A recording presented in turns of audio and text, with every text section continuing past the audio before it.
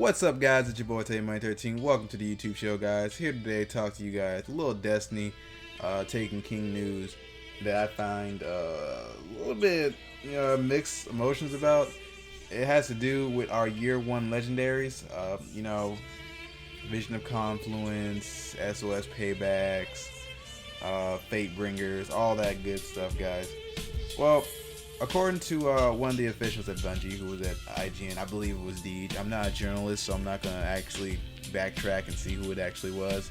I just happened to be watching, and he was talking about Taken King and guns, and I think the guy that was interviewing asked him, are you going to be able to have your year one weapons be able to compare with your year two weapons? And the simple answer was no. They're still going to be good for Crucible, regular Crucible, not level Crucible. And I find this a little bit disheartening, guys. I don't feel like I really got into all the guns. I have so many guns that I have yet to dig my teeth into, and they're pretty much useless now.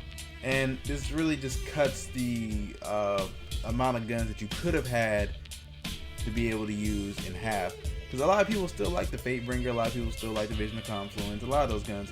I don't see why you have to, again, isolate a certain type of weapon class. I don't know what's up with Bungie in that. They just like to isolate weapons, make them useless, and then when people complain enough, they're just going to change it back.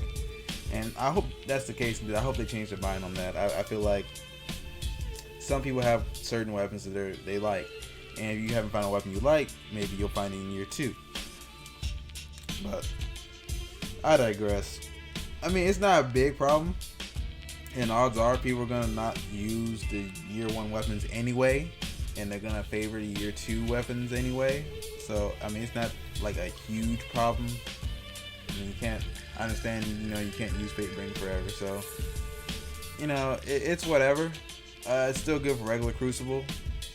So I mean, at the same time, what was the point in the Etheric Light? And pretty much when I heard this information, I completely stopped grinding on my legendaries. It's over with me and my legendaries. I'm not working on them anymore.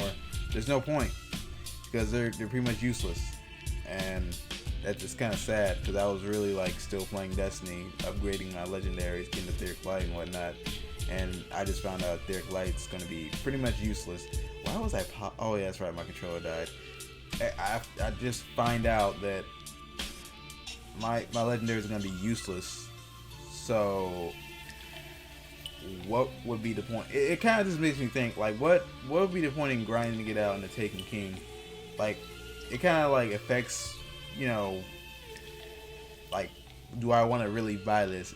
Because now if you just get the game, you can upgrade your character to 34 automatically. So that pretty much just null and voids all the grind that everybody did for the last year.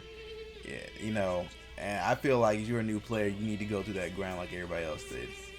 If you have a game like this where you have to grind to get, people don't understand the grind of going to the Vanguard, of getting Vanguard armor. People don't understand all that, and they need to. And I think it helps your Destiny experience when you have to go through that, because then once you get to the end of that road, you'll feel like you accomplished something.